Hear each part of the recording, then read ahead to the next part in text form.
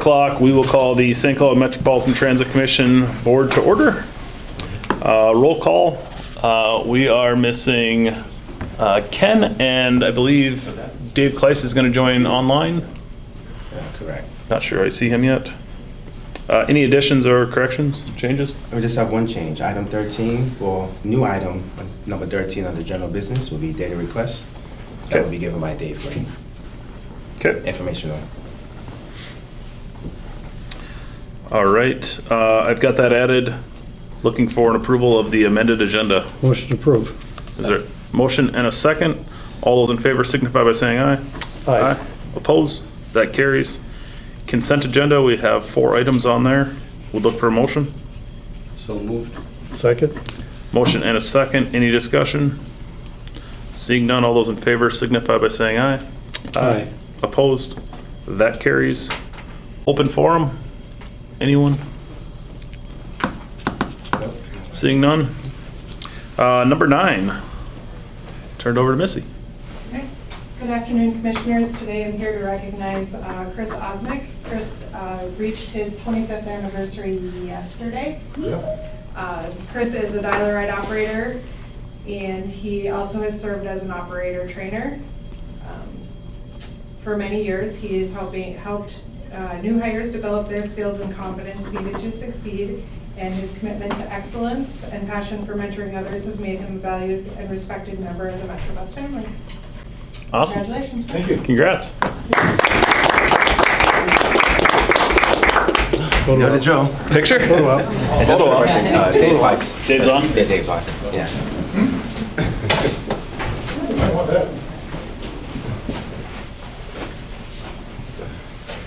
So you guys always stand to the side. Wait, go on the end. Congratulations. Thank you. Once again, 25 more? We'll see. Congratulations. Thank you. That's awesome.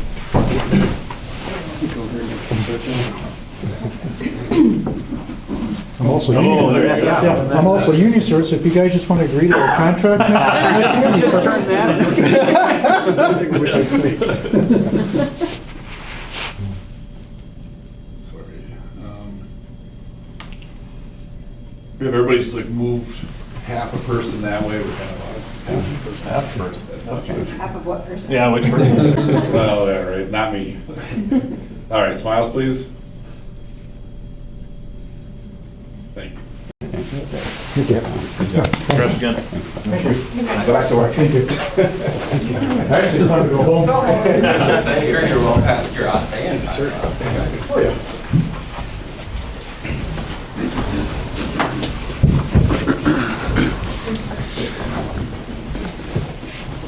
All right, next item is consideration of fiscal year 2026 proposed program of projects. Good evening, Commissioners. This is the FY26 program of projects based on capital needs for Metrobus. We send this to Nate, and then he publishes this in the newspaper. It stays open for 1 month, and if there are no changes, come next month, I'll bring the final, which, if there's no changes, remains the same for our FY26 capital projects. Board, any questions? I didn't quite get that. So if there's no changes for 1 month, then what? This becomes the final. So it's part of our FTA triennial requirement that we have to post this for the public.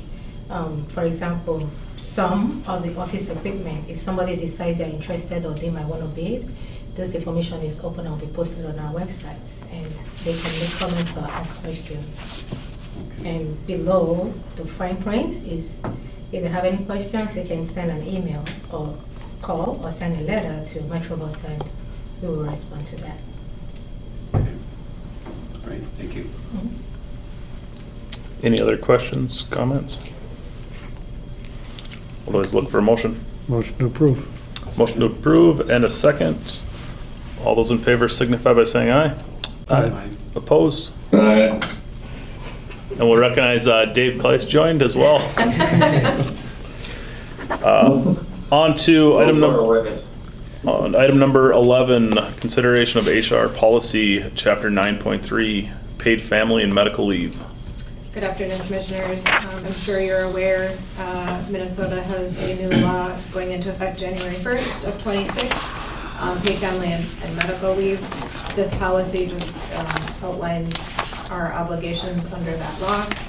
The policy did come as a template referral from our legal counsel, and then it was just adopted for Metrobus. Any questions? Yeah. Yep. Can you talk about the budget impact? I mean, how much is Metrobus, are they a share of that, or they paying? I know the employee pays a certain amount in. correct? Yep, so Metrobus is responsible for covering 0.44% of earnings for all employees. We did include that into our budget. I want to say it was like 43,000 roughly. Yes.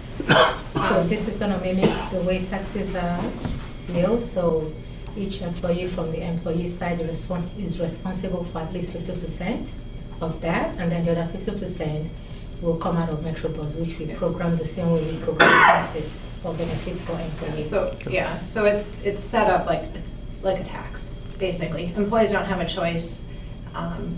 Employers can pass on 50% of the premium cost, which is the total premium cost is 0.88% of earnings. Employers can pass on 50% of that, which is the 0.44%, which is what we are doing. And then we're required to cover at least 50% of that cost. We did also reach agreements with both of our bargaining units at the 0.44% as well. Okay. What constitutes a leave? I mean, what types of leaves are they? Maternity It's leave? basically Pretty much anything. just like your FMLA leaves. So if you look on page 1 of the paid family and medical leave policy in the packet, there's family member leave, which is your spouse, domestic partner, child, parent, legal guardian, sibling, grandchild. So for anything, any medical condition of a family member, it can be the serious health condition for yourself. Okay. Any other categories? Those are the primary categories. There's medical leave and family leave. So medical leave is if it's for your own purpose. Okay. Family leave is if it's to care for a family member. That falls under the eligible list of family members. Okay, all right. Thank you. And one last thing, this is a state benefit. We are going through the state plan. We don't make any decisions regarding whether or not somebody's leave is approved. The leave is requested by the employee to the state. We do have obligations on the back end of reporting information, but we don't make any decisions. Does this money go into a pool, and if it's not used this year, it carries over the next year, carries over the next year, that kind of thing? Or, I mean, is that basically? I have no idea how it's going to work, to be honest, and I don't know that the state necessarily. I don't knows think the exactly state how does it's gonna either. work either. Okay. All right, thanks. It is hitting every employer in the state of Minnesota, though. Yeah. We'll look for a motion on the HR policy update for chapter 9.3. So moved. Second. Motion and a second. All those in favor signify by saying aye. Aye. Opposed? That carries. On to 12, consideration of HR policy update, chapter 9.1. Again, this is related to the paid family medical leave going into effect January 1. It was strongly recommended in every training that I've attended, every seminar that I've attended, and from our legal counsel, that the leave periods match between FMLA and paid family medical leave. Before paid family medical leave, employers had the option to determine how the leave period is defined. We previously had our FMLA leave on a rolling 12-month look-back period. Under paid family medical leave, we don't have a choice. The leave period is from the day that the leave starts forward 12 months. And so it's recommended that you have those two leave periods match instead of having two different leave periods. So the change to 9.1 family and medical leave is just to update our leave period to match paid family medical leave. Makes sense. Any questions? Does the money go to the state, or does it stay in-house? It goes to the state. Goes to the It's state. paid, it's basically They'll use it for paid other stuff. through, just like unemployment. Oh, Um, They'll take good care of it. That's a good example. I see. Trust them. Yeah, we won't get it back. Okay, I get it, thanks. They'll take good care of it. We'll see it later on. Next year when they raise the rates. I'll make a motion to approve. Second. Motion and a second. Any other discussion? All those in favor signify by saying aye. Aye. Opposed? That carries. Department update, number 13, marketing and communication. Don't forget we have an addition, Yes. data request. Yeah, I guess I was putting that after. Or do you want it first? Oh, I don't think it matters. okay. Oh, All right, my name is Nate Ramacher. I am the Marketing and Communications Manager at Metrobus. Been here since 2016.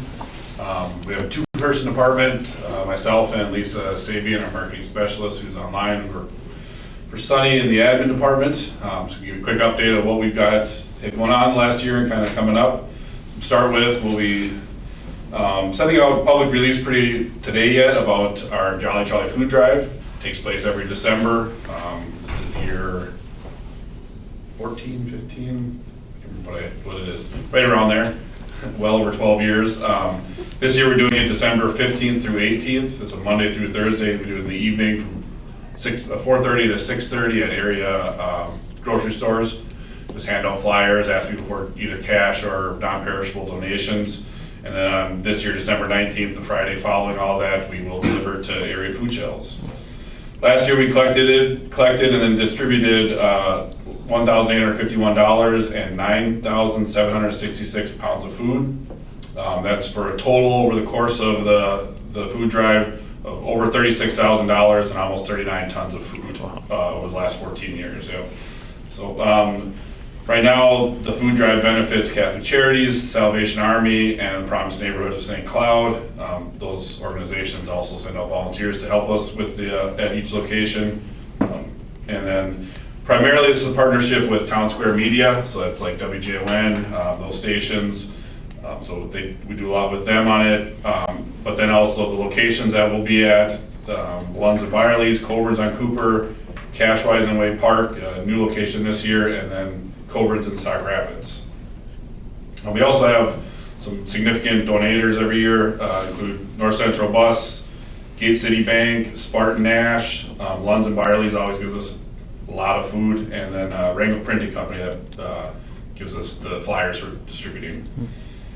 So yeah, watch for that. Like I said, there'll be a news release about it. Come stop by and donate some cash and non-perishables if you feel up to it, like doing it. I also wanted to let you know a little bit about our revenue advertising program. So in fiscal year 2025, we did about $115,000 in revenue for on-bus advertising, shelters, and benches. About 2/3 of that comes through Help Transit advertising, primarily buses and bench ads. They coordinate all that, and then the revenue from that, we split 50-50 with them. So if we had somebody last week that called, wanted to wrap a bus, we just refer them to Help, hands off until we approve the final artwork for the bus, and they take care of all the wrapping it and all that stuff. So it's really works out nice because it's very hands off, and we just get that money. The other third comes from direct sales. So we have 2 buses that are wrapped from Burnix.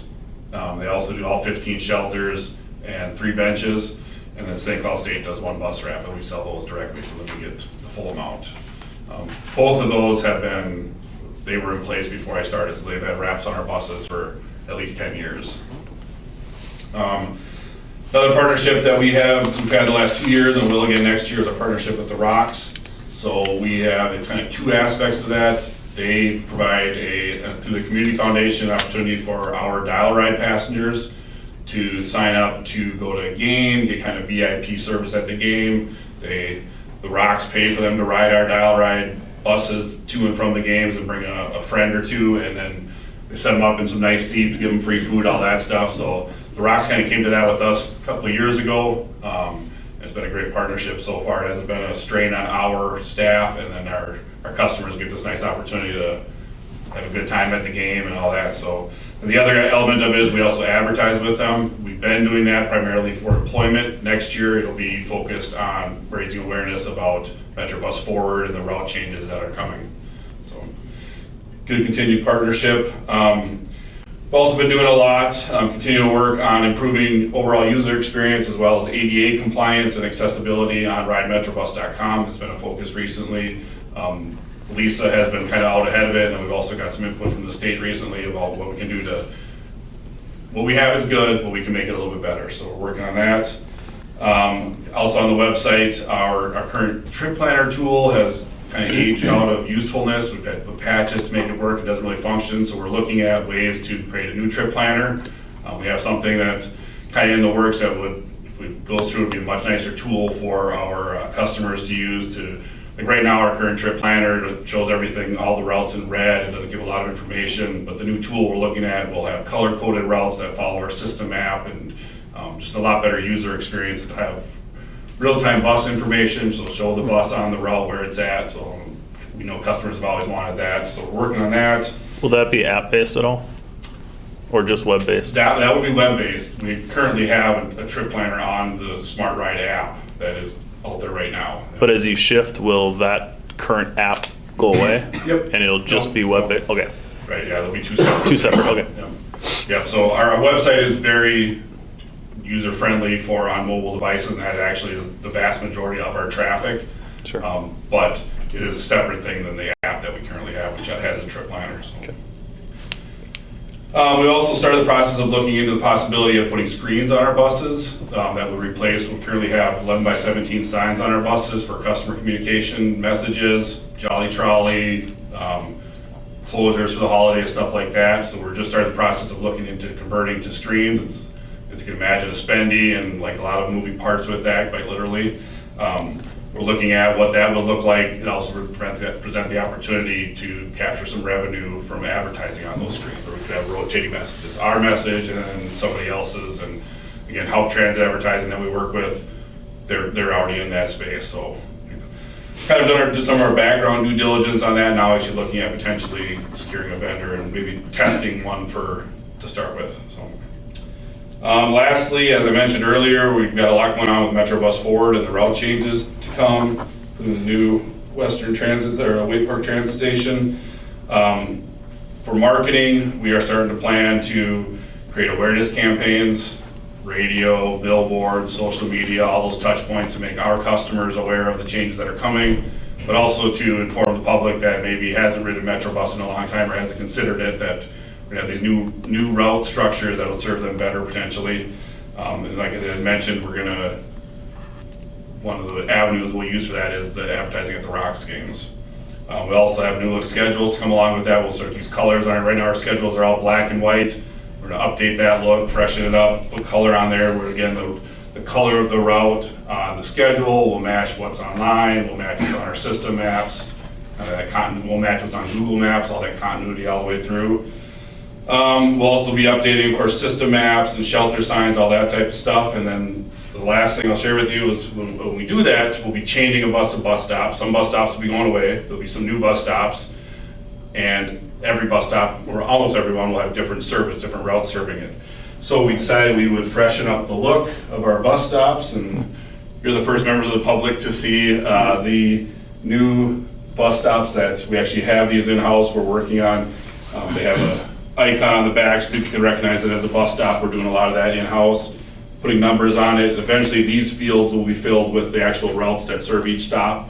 So if you go by a bus stop now, it's mostly black and white with the red T. You'll see the route numbers, but they're also in black and white. When we do this new version, they'll also be color coded to match all the other touch points from customers.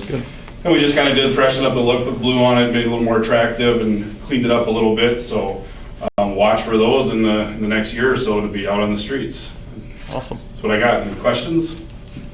Go ahead.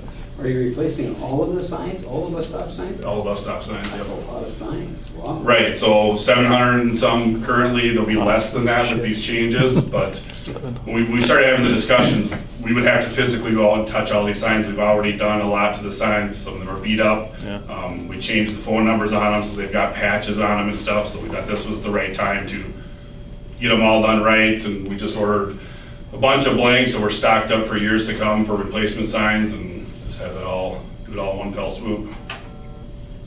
It'll take a while to learn all those new routes and so forth. You know, Yeah. that's, a lot of people, when I do talk to somebody who rides the bus quite a bit, they know exactly where the stops are. Absolutely, yeah. And to relearn all that. Well, so a couple things, the new trip planner tool that we're working on would help with that process a lot. Hopefully, have that be a better tool. We know our travel trainers will be busy as that time approaches. Of course, internally we'll be busy because our operators too, they know what they're doing now, and that's gonna be a big change. And then for marketing, communicating that will be the challenge next year.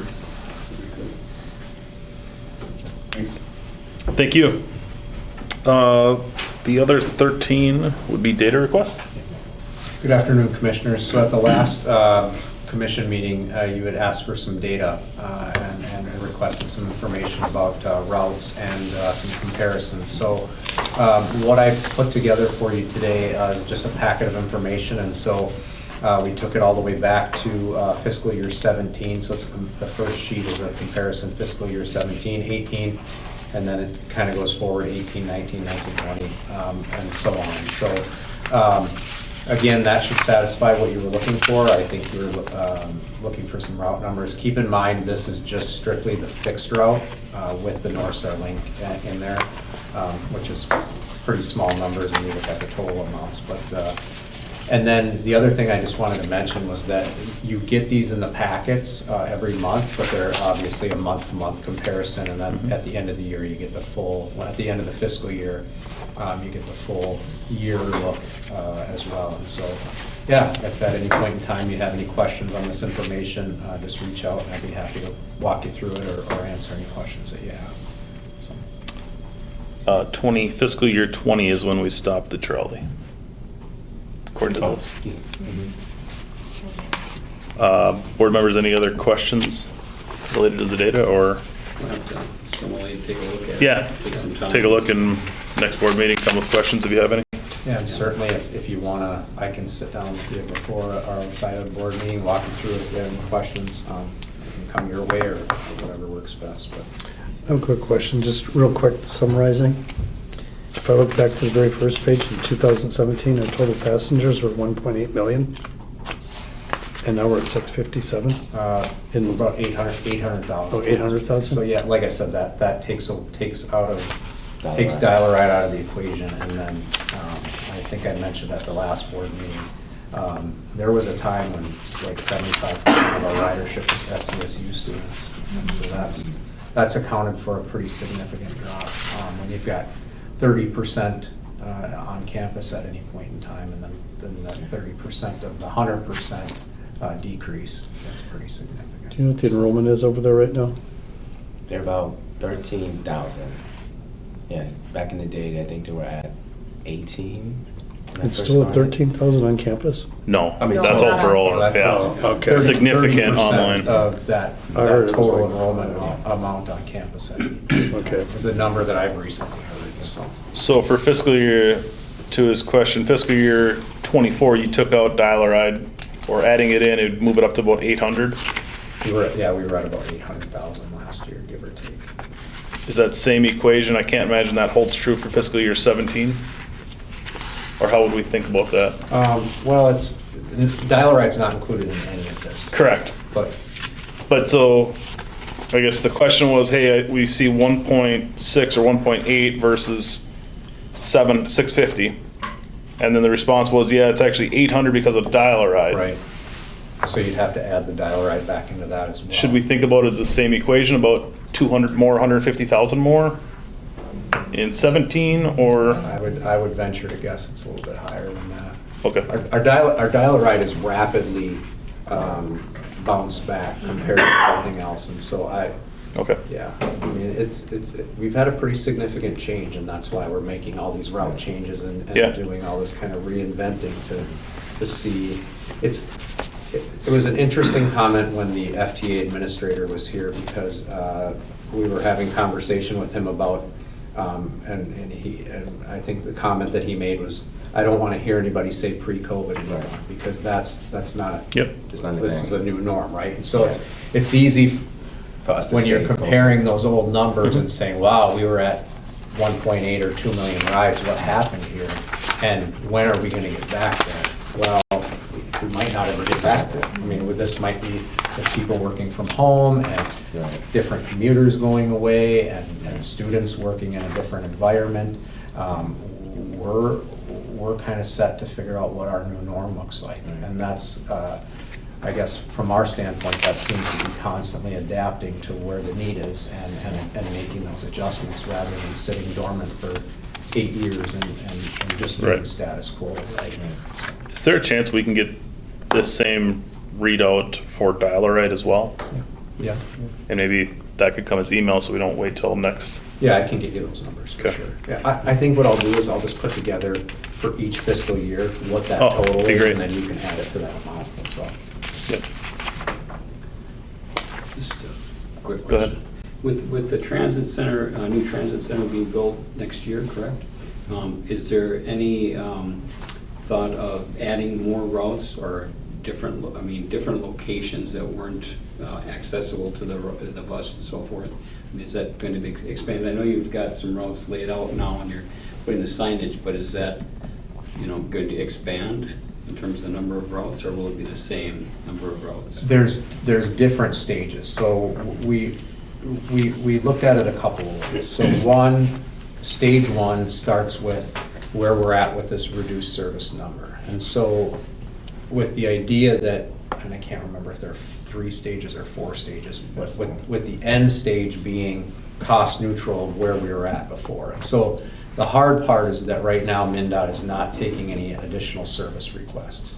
And so they're also changing their funding model. And so we've had to have some conversations with them and say, well, wait a minute, you can't consider this our current funding model because we're 79% of full service. And if we implement this new service and you consider our full service at 79%, but you're not entertaining any additional service requests, you're handcuffing us. And so they've heard us loud and clear.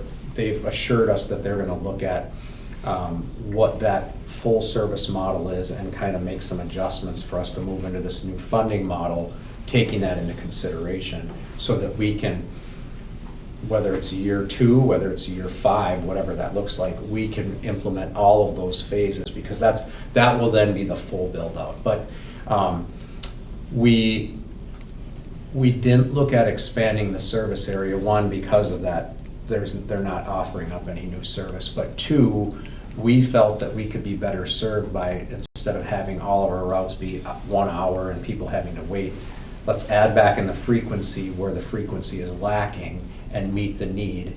And that's the expertise of the consultant that we're working with. They look at all the population and the changes and all of these things. And okay, this bus stop was only serving 3 people here. This bus stop over here is serving 10. And wait a minute, you guys aren't serving here, so maybe we should add over here. They do this all day, every day. So it's obviously going to be a work in progress, and we need to be like chameleons, and we need to be willing to adjust. If this isn't working over here, well, why are we wasting our time over here when we could try it over here, and let's move this here. And just constantly adapting and making those changes. So I have a question then. How many routes are actually going to be cut? Because you notified me of the one in Sauk Rapids at the high school. How many more are cut? there's none that are actually cut. There's just Okay. certain locations that are cut. Okay, how many that are locations are cut? And dispersed. I don't have the answer to that. But If our there- service is down that much, wouldn't we want to make sure we're serving the areas, obviously you are, that need it, and cutting some that aren't? And That's what- that's absolutely. And why would we need as many buses then? We don't know at this point what we're gonna need bus numbers. They Because if our haven't gotten ridership's that. down, we'll never make up for it. What's that? I mean, if our ridership's down, we can't be adding buses. But we're not We're not adding, we buses. aren't adding any buses. Well, I'm just looking, as you add routes, how are you gonna do it? Well, once again, we're using the same model that we have now in place, I mean, but we're just going to be reaching. That's a more huge people. number. Yeah, everything that we're adding, we will, if we built this, if we, at the beginning of 2026, if we built out the full model, we're not adding any more miles or any more hours than what we originally had. So we won't ever have, in this current model, we won't ever have to add any additional buses, any more hours, any more miles. And we did that intentional. That was the guidance that we gave them to begin with, was we want to, in our full build-out of all of the phases, we want to be cost neutral. And that was the guide, that was the bank of numbers and miles that we gave them to work with. So we will never have to add more at this point, unless we come back 7 years from now and work with another consultant and they recommend, we expand or go this way, St. Augusta, St. Joseph's, those different variables that are in play. At a high level, how are we increasing frequency without A, either another bus, or B, additional miles? Because there's a couple things, because that full basket of hours and miles, we were at way more frequency than what we're doing now. So when we brought that back, our miles and hours reduced. We don't have as many buses on the street, we don't have as many operators. Okay, when we say we're not adding, you're saying to historic, at the 100% norm, Right. not current, okay. Right. We're still in reduced service now. Yeah. So we were at 200,000 hours Yep, before. that makes sense. 300, whatever miles we're not. Sorry, I thought you were considering that against current model today at our 79%. Yeah, that's phase one. Okay. Is that 79%, so our less than full, is that unique to Metro Bus, or are there other transit within the state of Minnesota that MnDOT's also dealing with? So you mentioned having to have a side conversation with them about, hey, hold us till 100%. Is that unique to us? It's unique to us. So all other transits are running back at 100%? Not all are running back at 100%, but they're close. Okay. So what we didn't want to happen is them look at that as that's our biggest need Yep. right now. Okay. Any other questions? Okay, I see nothing else on the agenda. Look for a motion to adjourn. So move. Second. All in favor? Aye. Aye. We lost Dave. So it carries 3-0, one abstain. Somewhere.